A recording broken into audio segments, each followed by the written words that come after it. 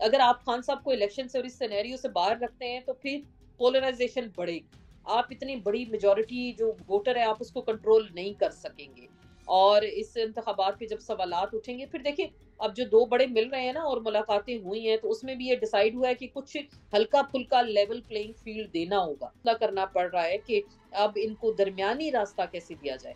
तो इसके लिए बातचीत हो रही है और ये फैसले भी हो रहे हैं। ऐसा नहीं होगा कि किसी को आप लंदन से दूल्हा बना के ले आए, हर तरह के केसेस आप उनको रिलीफ दे दें, हर तरह का प्रोटोकॉल दे दें और बताएं कि जी आप ही हमारे प्राइम मिनिस्टर हैं। ऐसा नहीं होगा। ये बुनियाद बनती हैं ऐसी चीजें मुआशरे में पोलराइजेशन की। आप 1971 का इलेक्शन आपको याद है, आप देख चुके हैं कि जिसने पाकिस्तान के दो टुकड़े तक कर दिए। आपने वहां के मैंडेट को तस्लीम नहीं किया, आपने उनको मारा।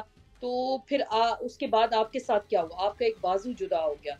तो खुदा न खास्ता ऐसे हालात पाकिस्तान के अंदर ना ही हो तो बेहतर है। अभी 2 हफ्ते पहले लाहौर गई, तो तब मैंने सुना था डीएसए और इर्द गिर्द के लोगों ने कहा कि जी यहाँ सनम जावेद को लाया जा रहा है। और ऐसे ऐसे लोग, मैं हैरान हूं, उनका जी सनम जावेद आ रही है।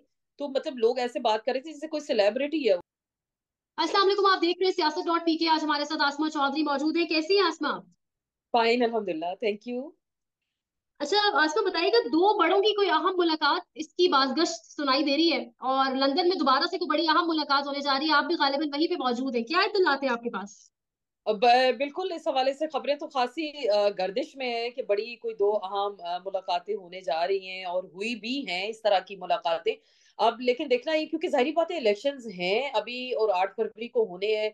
बैरूनी दुनिया का एक प्रेशर भी पाकिस्तान के ऊपर इस वक्त बन रहा है। रिसेंटली आर्मी चीफ अमेरिका भी गए और वहां से भी फेयर एंड फ्री इलेक्शंस के बारे में और बर वक्त इलेक्शंस के बारे में बहुत सारी बातें हमने सुनी। और अभी रिसेंटली कुछ इसी तरह की इतलात हैं कि बड़ी दो अहम मुलाकातें हुई हैं लंदन में। और जो पाकिस्तान में, जाहिर बात है, देखिए पूरी दुनिया ने इलेक्शंस को कवर करना है। यहाँ से मुबस्सिर आएंगे, पूरी दुनिया के लोग आएंगे और वो जब आके देखेंगे। और उससे पहले भी खबरें जा रही हैं। आजकल तो देखिए सोशल मीडिया का दौर है, कोई चीज भी ढकी छुपी नहीं रहती। अगर कोई छोटी सी डेवलपमेंट होती है, कोई इवेंट होता है, तो पूरी दुनिया में सब लोग उसको देख रहे होते हैं, सुन रहे होते हैं। अभी जैसे कि पाकिस्तान तहरीक इंसाफ के साथ जो कुछ हो रहा है इस वक्त, और बड़ी मतलब अचंभे की बात तो शायद अब वो ना ही लगे, लेकिन एक जाती है और वो बहुत हद तक बढ़कर आपको दिखाई और सुनाई दे रही है। इवन तो ये तो हालात हो गए कि जो नॉमिनेशन पेपर्स फाइल करने जा रहे हैं वो पुलिस वाले छीन के भाग जाते हैं। तो बिल्कुल देखिए बिल्कुल। इस तरह की जो खबरें हैं अगर वो बाहर के ममालिक तक जा रही हैं और लोग देख रहे हैं और सुन रहे हैं, तो देखिए वहां से भी तो एक प्रेशर तो आना ही है। बहरहाल ऐसा नहीं होगा कि किसी को आप लंदन से दूल्हा बना के ले आए, हर तरह के केसेस आप उनको रिलीफ दे दें, हर तरह का प्रोटोकॉल दे दें और बताएं कि जी आप ही हमारे प्राइम मिनिस्टर हैं। ऐसा नहीं होगा। ये 80s का पाकिस्तान नहीं है, 70s का पाकिस्तान नहीं है। ये 2024 का पाकिस्तान है। और जाहिर बात है लोगों ने मेजोरिटी आपके तकरीबन 4.5 करोड़ जो हैं यंगस्टर्स जो हैं वोटर हैं, तो लोगों ने तो बाहर निकलना है। तो लोग, आप इस चीज को लोग कोई नहीं देखेंगे कि जी आपने सेटलमेंट कर दी कि जी यही हमारे प्राइम मिनिस्टर हैं, ये हमारे चीफ मिनिस्टर हैं और इनके अलावा तो कोई किसी तीसरे को आने की या देखने सुनने की इजाजत ही नहीं है। तो बहरहाल एक इंटरनेशनल प्रेशर मौजूद है और इसी तनाजुर में इस तरह की मुलाकातें हुई हैं। और ये हम आपको कंफर्म भी कर सकते हैं कि वहाँ मुलाकात भी हुई है और ये चीज तय पा रही है कि किस तरह से जो लेवल प्लेइंग फील्ड है ना, जिसकी अभी तक सब शिकायत कर रहे थे कि वो सबको मिलना चाहिए, तो वो लेवल प्लेइंग फील्ड सबको डिस्ट्रीब्यूट किया जाए। तमाम सियासी जमातें इलेक्शन में उतरे, मैदान में उतरे, ना कि एक ही शाह सवार हो और वही सब कुछ हो। और अगर वो शाह सवार मैदान में एक ही अगर मौजूद है और जिसपे सबने ट्रस्ट कर लिया जी यही होगा और इसके अलावा कोई ऑप्शन नहीं है, तो देखें आपके बाकी लोग भी हैं, बाकी मैदान में भी लोग उतरेंगे, सबको आप उतारे और सब अपने अपने घोड़े दौड़ाए, तो फिर मजा आए इस रेस का। सिंगल हैंडेड एक शो अगर आप करा लेंगे और कहेंगे कि जी हमने जिसको नॉमिनेट किया और हम जिसको चाहते हैं वो आएगा, ऐसा नहीं है। ऐसा देखिए पाकिस्तान के अवाम बाशऊर हैं और बहुत कुछ समझते हैं, देखते हैं, सुनते हैं। किसी की मर्जी या मंशा से इस तरह के फैसले नहीं हो सकते। जी।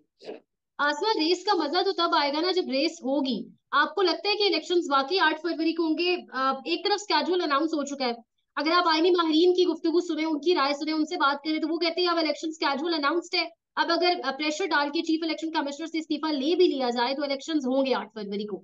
लेकिन आपको नहीं लगता ट्रिब्यूनल लेवल पर आकर या इस किस्म के मामलात में दुश्वारी होगी? क्या आपको लग रहा है इलेक्शंस होंगे या ये देखिए मामला कुछ और ही होगा? बड़ा मुश्किल मरहला है इलेक्शंस। देखिए अभी तकरीबन ख्याल से 49 दिन रह गए, शायद 48 दिन रह गए।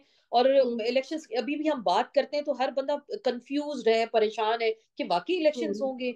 मैं यहाँ लंदन आई हम्म हूँ, यहाँ हर बंदा सवाल करता है कि जी इलेक्शंस होंगे, पाकिस्तान में इलेक्शन हो रहे हैं, हम्म वाकई क्या इलेक्शंस हो जाएंगे?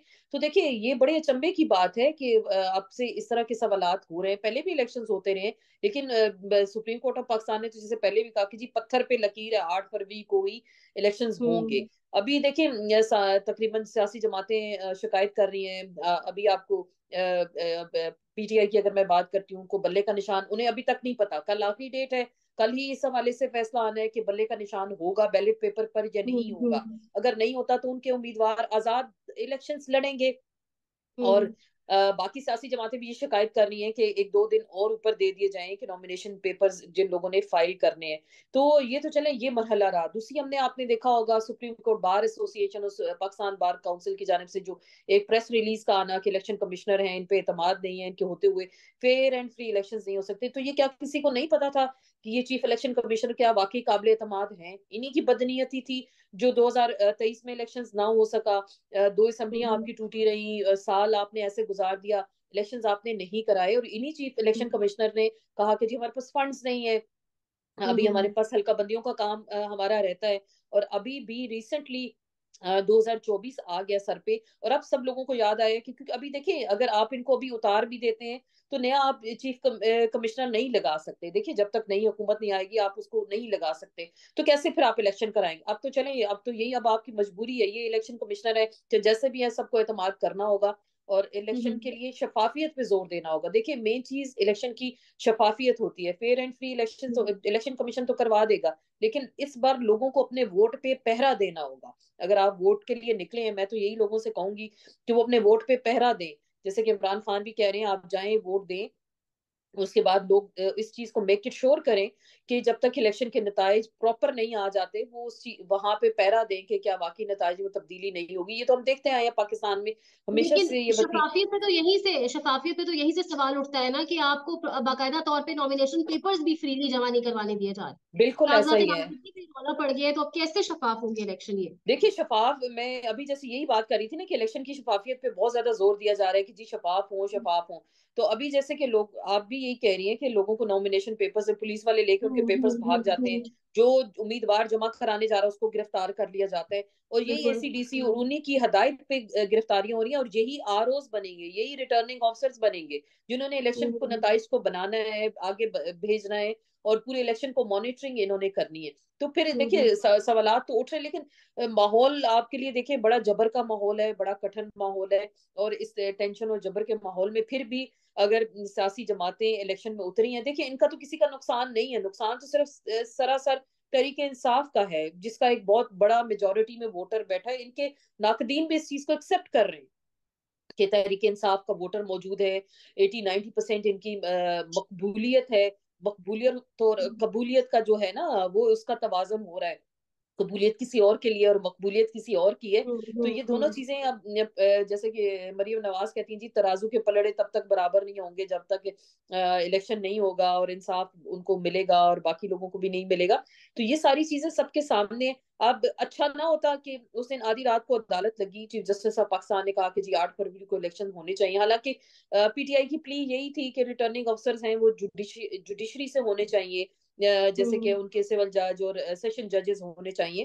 तो उस बिल्कुल। दिन अगर वो यही कोड ऑफ कॉन्डक्ट बना के चीफ जस्टिस साहब सब सियासी जमातों को बिठा के, सारी बातें सब फरीक बन गए थे उस पिटिशन में, तो अगर सबको वो हम्म बुलवा के और एक कोड ऑफ कॉन्डक्ट तय कर लिया जाता कि किसी भी सियासी जमातों के लोगों को पकड़ दकड़ नहीं होगी, लोगों को फ्रीली अपने पेपर्स दाखिल करने की इजाजत होगी, लोगों को फ्रीली कैंपेन करने की इजाजत होगी। तो क्या ये चीजें चीफ जस्टिस ऑफ पाकिस्तान को नजर नहीं आती कि एक सियासी जमात कॉर्नर मीटिंग करने जाती है, कन्वेंशन करने जाती है, तो यही जो आरओज बन रहे हैं ये उठा के उनको कुर्सियां और स्टेज तक फेंक देते हैं, उन लोगों को गिरफ्तारियां शुरू हम्म कर देते हैं। तो काश उनको भी ये चीजें नजर आती कि हमारे मुआशरे में इस वक्त क्या हो रहा है। तो तभी इलेक्शन हम्म, आपने कह दिया जी पत्थर पे लकीर है, 8 फरवरी को इलेक्शन होना है और होना है।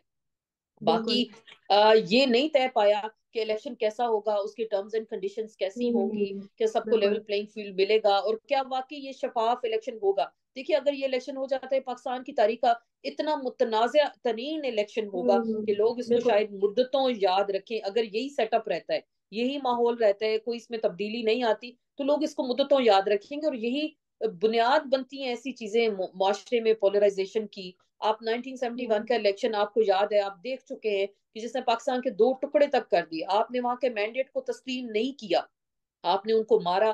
तो फिर उसके बाद आपके साथ क्या हुआ, आपका एक बाजू जुदा हो गया।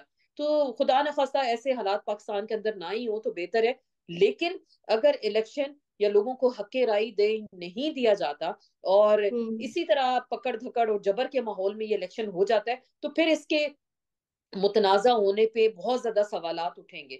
शायद या काश चीफ जस्टिस ऑफ पाकिस्तान इस चीज को एड्रेस कर लें। अभी भी वक्त है, अभी भी बिठा दें। बार काउंसिल शिकायत कर रही हैं, लोग शिकायत कर रहे हैं, सियासी जमातें शिकायत कर रही हैं। तो फिर आपको ये चीजों को तय कर लें कि आपने सबको एक हक राय दही देना है और अच्छे तरीके से देना है। लेकिन शायद बदकिस्मती है कि वो उधर से नजरें चुरा लेते हैं, और वो पटिशंस भी वो लगा लेते हैं, और अखबार में बड़ी इंटरेस्टिंग बात है, इश्तेहार भी आ जाता है कि ताहयात नाअहली वाला मामला है, और जो लोग इससे इफेक्ट हो रहे हैं वो आए कोर्ट में और आके अपने हवाले से केस भी दायर कर सकते हैं। तो देखे ना, अगर आपने एक कुछ लोगों को रिलीफ देना है तो फिर आपने हर हाल में देना है। तो कुछ लोगों के लिए अगर आपने जमीन तंग करनी है, तो फिर शायद आप लोगों ने फैसला कर लिया है कि जमीन बाकी आप लोगों ने तंग करनी है इस तरह से। अच्छा, एक बड़ा अहम स्टेटमेंट है, आपकी नजर से भी शायद गुजरा हो, कि लॉजिस्टिक्स की वजह से इंतखाबात आगे पीछे हो सकते हैं, थोड़ा आगे हो सकते हैं, लेकिन रुकेंगे नहीं। आपकी नजर से भी गुजरा हो शायद ये स्टेटमेंट। तो यानी पहले से ग्राउंड बनाए जा रहे हैं इंतखाबात को आगे करने के। देखिए ये तो हम डे वन से देख रहे हैं, जब से अनाउंसमेंट हुई थी कि जी इंतखाबात थोड़ा आगे पीछे हो सकते हैं। अभी देखें, निगरान वजीर दाखिला बैठ के कह रहे हैं कि जी सिक्योरिटी खदशात हैं, मौलाना फजल रहमान की जान को खतरा है, पहले उनका नाम लेके कह रहे हैं। अमीर हम्म। मुकाम वहां से चले गए पेशावर से, आप देख रहे हैं नून लीग के हैं, उन्होंने भी इलेक्शन कमीशन में पिटीशन दायर की है कि उनके इलाके बर्फबारी होगी, वहां पे लोग वोट नहीं हम्म। कास्ट कर सकते। बलूचिस्तान के हालात आपके सामने हैं। तो इस तरह की तो हम्म। ये चीजें तो पहले से आ रही थी, ग्राउंड्स पे थी कि बलोचिस्तान में सिक्योरिटी का मसला बना दिया जाएगा। इधर केपी में कहा जाएगा कि जी बर्फबारी है, मौसम की सख्ती है। हम्म। और फिर हसास इदारों की जो रिपोर्ट्स आई उसमें उन्होंने कहा है कि जी पंजाब में किसी बड़ी सियासी शख्सियत को इलेक्शन के दिनों में निशाना बनाया जा सकता है। ये आपकी इंटीरियर मिनिस्ट्री भी हम्म। कह रही है, हसास इदारों ने ये रिपोर्ट्स जमा कराई हैं। मौलाना की जान को खतरा है। तो ये चीजें तो आपके सामने है। अभी तो देखिए सिक्योरिटी फोर्सेस ने भी जिम्मेदारी अदा करनी है। अगर वो दहशत गर्दी की जंग लड़ रहे हैं और हमारी फोर्सेस बिजी हैं, और अगर वो इलेक्शन डे पे सिक्योरिटी नहीं दे सकती, तो ये भी एक बड़ा सवाल होगा, एक भी बड़ा चैलेंज होगा कि आपको सिक्योरिटी कैसे मिलेगी, और किस तरह से आप इलेक्शन को शफाफ तो चले बनाना है या सिक्योर भी बनाना है। तो ये ऑप्शंस भी हैं। बातें तो हम सुन रहे हैं, फिर बात घूम फिर के वहीं आ जाती है कि 8 फरवरी को इलेक्शन होगा या नहीं। ये एक बड़ा $1 बिलियन क्वेश्चन हो गया पाकिस्तान में इस वक्त। और मुझे नहीं लगता आखिरी टाइम तक भी आप शायद सुन रहे होंगे, यही बात सुन रहे होंगे इलेक्शन से 2-3 दिन पहले, कि वाकई इलेक्शन हो जाएगा। क्योंकि अभी भी हर बंदा यही सवाल करता है। तो जो इलेक्शन की देखिए तैयारियां, एक माहौल बनता है, वो तो हमें कहीं नजर नहीं आ रहा। एक बड़ी सियासी हम्म। जमात अभी अपने निशान को रो रही है कि हमें वो निशान मिल जाए। जो लोग बाहर हम्म। निकल रहे हैं आप उनको पकड़ के साइड पे कर देते हैं। तो ये तो इलेक्शन तो ना वो मजाक है शायद पाकिस्तान में जो किया जा रहा है। और शायद इदारों ने भी फैसला कर लिया है कि इस तरह का मजाक पाकिस्तान के अवाम से करते ही जाना है। और अगर ये मजाक देखें ज्यादा ही चलते रहे, तवालत इख्तियार कर गए, तो फिर बहरहाल हम्म। पाकिस्तान के अवाम इससे सफर करेंगे। देखिए इससे पाकिस्तान की इकोनॉमी सफर करेगी। पाकिस्तान को जो बाहर से कर्जे मिलने हैं या इंटरनेशनल दुनिया उसका प्रेशर भी है। देखिए आपकी एक स्टेबल गवर्नमेंट आती है तो लोग आके उससे बातचीत करते हैं, उस स्टेबल गवर्नमेंट से बात करते हैं, उस पर ट्रस्ट करते हैं, चाहे कर्जा देना है, चाहे माली मामलात हैं, इंतजामी मामलात हैं, वो चलाए जाते हैं। तो ये कब तक निगरानों से आप मामलात चलाएंगे, और कब तक हालात आप साजगार करते रहेंगे। जितना जितना आप लोगों को दबाएंगे, ये सोसाइटी के अंदर ये प्रेशर बढ़ता जाएगा, और एक दिन लोग फट पड़ेंगे इसके लिए। आप लोगों को रोक नहीं सकते ज्यादा से ज्यादा। लेकिन इसका वाहिद हल देखिए जमहूरियत ही है, और जमहूर है, और जमहूर ने ही फैसला करना है कि वो अपने किन बिल्कुल। लीडरों को इलेक्ट करके लेके आएंगे। यही दो लेकिन ऑप्शंस हैं पाकिस्तान के लिए। जमहूर के साथ जो रवैया रवा रखा जा रहा है, आसमा इस्लामाबाद की सख्त सर्दी में कल रात बिल्कुल बलूचिस्तान से आए हुए लोग, उनके साथ जो रवैया रवा रखा गया, आपकी नजरों से भी वो क्लिप्स गालिबन बिल्कुल। गुजरे होंगे। और अब रियासत बिल्कुल माँ के जैसा बिहेव तो बिल्कुल ही नहीं कर रही, बल्कि रियासत फौरन बंदूक उठा लेती है, रियासत सुनना भी पसंद नहीं कर रही जो मामलात है। बिल्कुल देखिए, आप लोगों के ओपिनियन से अग्री करें या डिसअग्री करें, लेकिन जब रियासत का मामला आ जाता है तो रियासत के लिए तमाम शहरी बराबर हैं। देखिए, ये हमें हक हमारा आइन देता है। जब हम रूल ऑफ लॉ हम्म। की बात करते हैं तो हमारा आइन हमें ये, हमारे ये फंडामेंटल राइट्स हैं। अगर आपके साथ ज्यादती हुई है, आप एहतजाज कर सकते हैं। अगर आपके साथ किसी मुकदमे में पकड़ लिया जाता है तो ये आपका आइन आपको फेयर ट्रायल का हक देता है। ये सारी चीजें आपके आइन के अंदर लिखी हैं। तो अगर वो लोग, आप उनके ओपिनियन से एग्री कर रहे हैं, डिसएग्री, और वो अगर एहतजाज करना चाह रहे हैं या पुरअमन एहतजाज है, तो आप उनकी बात को सुने। देखिए, हर चीज को तशद्दुद से आप कैसे दबा सकते हैं और कब तक ये दबाएंगे? आपने ये, शायद रियासत ने, मुझे तो लगता है, फैसला कर लिया है कि आपने पुरतशद्दुद होकर अपने शहरियों से डील करना है। देखिए, तशद्दुद की हम्म। पॉलिसी कहाँ है? पूरी दुनिया में देख ले, महजब दुनिया में देख ले। अभी ये फलस्तीन के लिए आप देख लें, मिलियन मार्च हुए हैं, पूरी दुनिया में हुआ है, और वो वहां पे बड़ी तादाद में ईसाई थे, दीगर मजाहिब के लोग थे, जिन्होंने मुसलमानों के लिए बाहर निकले। तो वो एक पुरअमन जी। एहतजाज, हालांकि उनकी गवर्नमेंट्स इसके बरअक्स फैसले ले रही हैं, वो इसराइल के साथ हैं, हम्म। फलस्तीन की सपोर्ट नहीं कर, लेकिन उनके शहरी निकले। तो किसी ने उन शहरियों पे मेरे ख्याल से पेट्रोल मम नहीं बरसाए, किसी ने उन शहरियों पे ठंडा पानी यख बस्ता रात में नहीं बरसाया। तो देखिए, जब लोग हम्म। आपके शहरी निकलते हैं तो उस मुल्क के शहरी हैं। इधर यहाँ कुछ इलीट को हक नहीं है कि वही आएंगे, वही इस मुल्क के मामलात चलाएंगे, या उन्हीं को हक होगा कि वो बयानियां बनाएंगे और बाकी लोग उसको एक्सेप्ट करेंगे। ऐसा नहीं होगा, ऐसा हो भी नहीं सकता। मुआशरे के अंदर 10 आवाजें होती हैं, 20 आवाजें होती हैं, आपको उनको डाइजेस्ट करना है। अगर वो लोग हम्म। पुरअमन एहतजाज के लिए, आप उनको करने दें, 2 दिन करेंगे, 3 दिन करेंगे, चार हम्म। दिन में थक करके वापस चले जाएंगे। एटलीस्ट उनका अगर ऐसे ही। हक है तो आप उनको, और जो उनके मुतालबात हैं आप उनको सुने। अगर आप नहीं सुन सकते तो एटलीस्ट इतना जालमाना सलूक तो मेरे ख्याल से आप ना करें कि फिर रियासत के शहरियों के अंदर आपके बारे में इतने नफरत अंगेज जज्बात पैदा हो जाएं कि वो शायद वो फिर नस्लों वो आगे चीज चलती जाए। तो हमें बहरहाल जो हमारे इदारे हैं, हमारी रियासत है, उसको बड़ा सोच समझ के अपने लोगों को डील करना होगा कि हम्म। नफरतें बहुत परवान चढ़ चुकी हैं। और इस तरह महरूमियों वाले सूबों से अगर लोग उठ के इस्लामाबाद आएंगे और उनके साथ ये सलूक होगा, तो फिर देखिए, फिर आप एक पाकिस्तान नहीं, फिर 2 पाकिस्तान की आप बात करते हैं। हाँ अगर बिल्कुल। पाकिस्तान इस्लामाबाद के शहरियों को या पंजाब के जो शहरियों को हकूक हैं, वही हकूक बलोचिस्तान के लोगों को मिलने चाहिए, वही फाटा हम्म। वजीरिस्तान और आपके केपी के लोगों को मिलने चाहिए। फिर आप एक नहीं, 2 पाकिस्तान की बात ना करें। जो हमारे फंडामेंटल राइट्स हैं, हमें फेयर ट्रायल के हक हैं, तो वो लोगों को दें, उनकी महरूमियों को दूर करें, उनकी बातों को सुने। अब तो मुझे तो बड़ा अजीब लगता है, देखिए, हमारे प्राइम मिनिस्टर साहब भी बलोचिस्तान से हैं जी, वजीर दाखिला भी अभी हाँ तक बिल्कुल। बलोचिस्तान से थे, संजरानी साहब चेयरमैन सेनेट, वो भी बलोचिस्तान। तो बलोचिस्तान तो हर जगह छाया है, और आपके हाजी लोग अगर वाइद उठ के, साहब खुद बलूचिस्तान से। बिल्कुल, चीफ जस्टिस साहब पाकिस्तान हम्म। वहां से हैं, तो अगर लोग उठ के वहां से हम्म। आ रहे हैं तो आप कहीं कहीं से उठ के उनकी बात तो सुन सकते हैं, ना कि आप उनके साथ इतना पुरतशद्दुद कार्रवाइयां करें आत्मा, आपको नहीं लगता कि ये मिसिंग पर्सन वाला मामला तो बहुत सालों से है ना, खासतौर पर बलूचिस्तान तो बहुत कुछ फेस कर रहा है, लेकिन जो पिछले 21 माह में जो पाकिस्तान में, इस्लामाबाद में भी, पंजाब में भी जो मिसिंग पर्सन, जिस तरह लोगों को अबडक्ट किया गया, उसके बाद ये तहरीक जोर पकड़ गई है, या आप अगर इसको आसान अल्फाज में कह लें कि उसके बाद लोगों को इस मिसिंग पर्सन, ये जो एक वर्ड है, बहुत बजाहिर बहुत सिंपल सा वर्ड है, लेकिन लोगों को इसकी बड़ी अवेयरनेस, बड़ा समझ आ गया कि यार ये दर्द क्या है, ये कर्ब क्या है। आपको नहीं लगता ऐसा? बिल्कुल ऐसा ही है। देखिए, अगर वो मिसिंग पर्सन हैं, और अगर बिल फर्ज अगर वो किसी भी जुराइम में या किसी भी गुनाह में शामिल हैं, तो अगर उनकी फैमिलीज हैं, एटलीस्ट आप उनको उन तक रसाई तो दे दें। अगर चले रसाई भी नहीं देते, बहुत बड़े अगर उनके गुनाह हैं या बहुत बड़े उन्होंने विरासत के साथ दोगली पॉलिसी बनाई है, तो उनके जो हम्म। वारिसीन हैं, वो तो देखिए इसमें मुलविस नहीं है, वो तो उनके लिए आवाज हम्म। उठा सकते हैं। वो तो उनको नहीं पता उनका बेटा किस जुर्म में पकड़ा गया, उनके भाई को, उनके शोहर को। अगर ठीक है, वाकई वो इस तरह के गुनाहों में मुलविस हैं, तो आप कम से कम उनकी फैमिलीज के साथ तो ये सलूक ना करें। मिसिंग पर्सन हम्म। हैं, बिल्कुल हैं। हम सुनते आए हैं, माजी में भी सुनते आए हैं, अभी तक सुनते आए हैं कि वो रियासत के खिलाफ लोग उठ खड़े हुए, रियासत की पॉलिसी से उन्होंने इतफाक नहीं किया।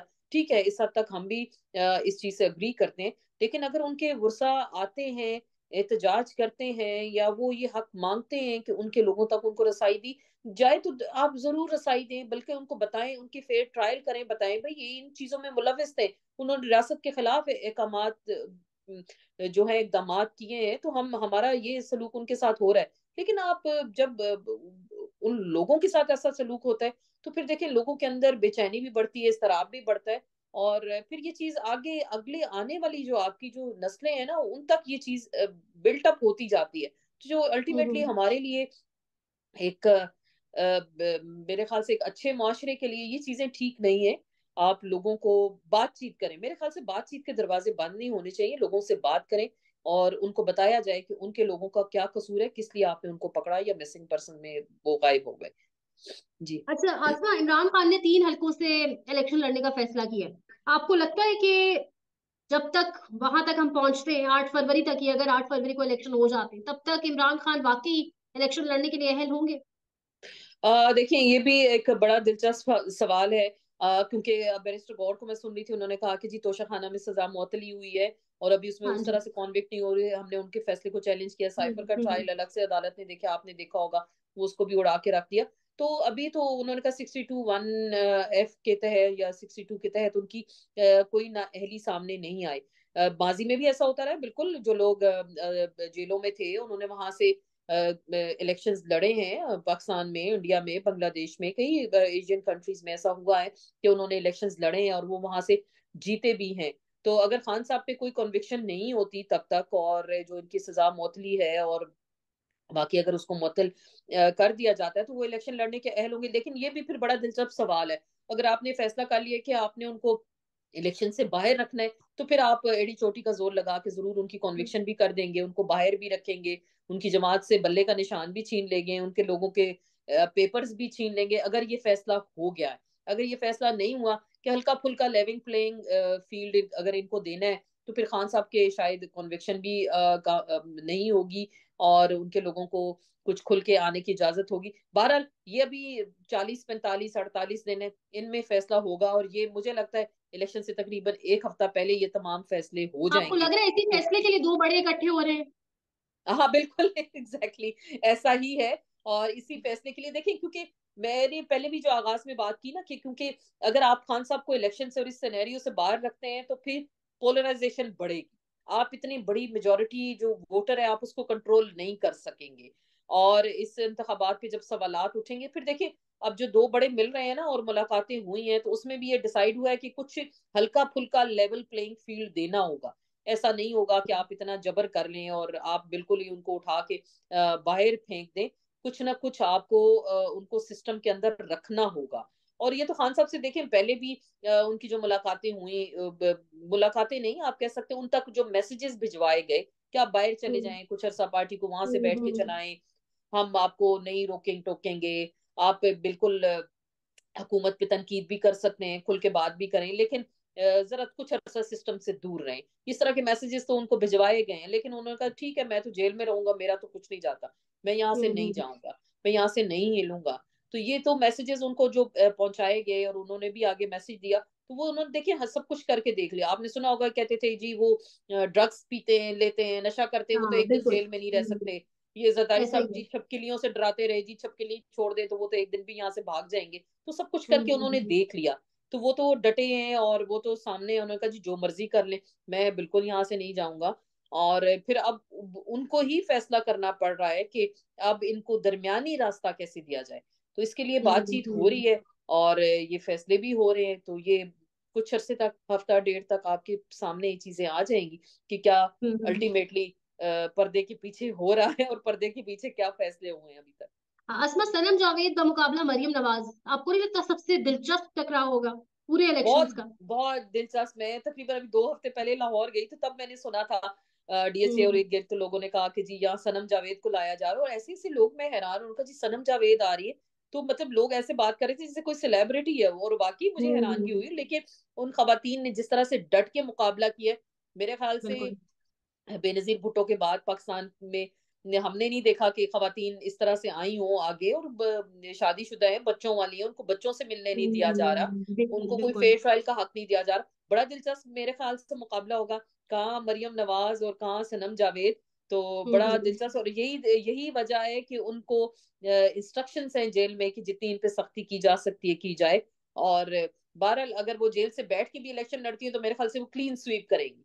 और मरियम नवाज हैं, और अगर उन्होंने वाकई फैसला कर लिया कि वो उधर से ही इलेक्शन लड़ेंगी, तो मेरे ख्याल से फिर वो भी अपना कुछ बंदोबस्त कर ले कि कल तो की फिर बच्ची सियासी हैं अगर। तख्ता तो उनका उलट जाएगा पूरा।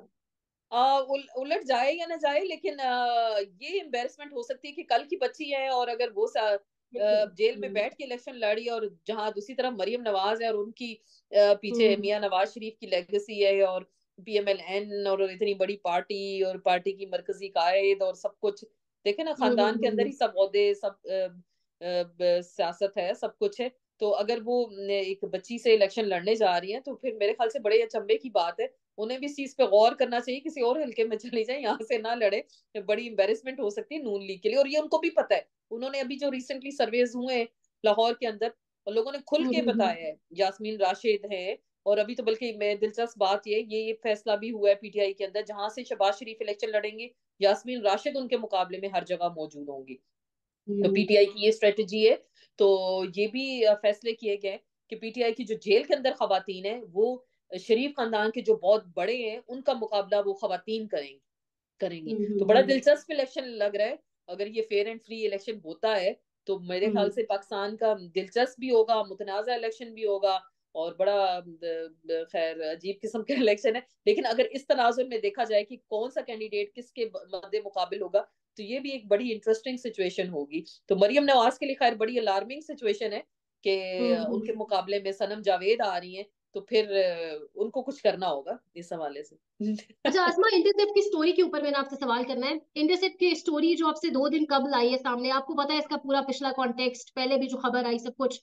अब तो इंटरसेप्ट की स्टोरी में ये कहा जा रहा है कि जराए ने या जो लीक्स हमें जो खबरें पहुंचाते हैं, उन्होंने कहा है कि इमरान खान ने किसी सिक्रेसी को हिट नहीं किया और कोई मैकेनिज्म आप कह लें डी कोडिंग का उनकी जानिब से उसको छेड़ाछाड़ी नहीं की गई, तो केस बोगस है। आप क्या कहेंगे उन जराए के बारे में? ये कौन से वो जराए हैं जो ये खबर देते हैं इंटरसेप्ट? देखें, इंटरसेप्ट के जो पहले भी खबर दी गई तो उन्होंने कहा कि हमारे कुछ इंटरनल जराए हैं पाकिस्तान के, और उन्होंने उन जराए की जानिब इशारा भी किया था कि हमारे कौन से जराए हैं जिन्होंने हमें खबरें दी। और अभी रिसेंटली जो उनकी स्टोरी आई है, और उसने तो इस केस को उड़ा के रख दिया कि बोगस केस है, और खान साहब ने इसको मतलब उस तरह से वो डील नहीं किया। तो ये देखिए, अगर बाहर की दुनिया में ये पाकिस्तान की कोई वेब स्टोरी नहीं है, या आपके पाकिस्तान की नहीं है कि आप यहाँ लोगों को पकड़ लेंगे, बाहर की है। और उनके पास देखिए, अगर वो इस तरह की खबर शाया करते हैं तो उनके पास क्रेडिबल सोर्सेज मौजूद होते हैं जो उनको इस तरह की खबर देते हैं। और इंटरसेप्ट की ये पहली स्टोरी नहीं, इससे पहले भी बेतहाशा उनकी स्टोरीज आ चुकी हैं जो वाकई ही सच साबित हुई हैं, और उसमें खासी क्रेडिबिलिटी थी।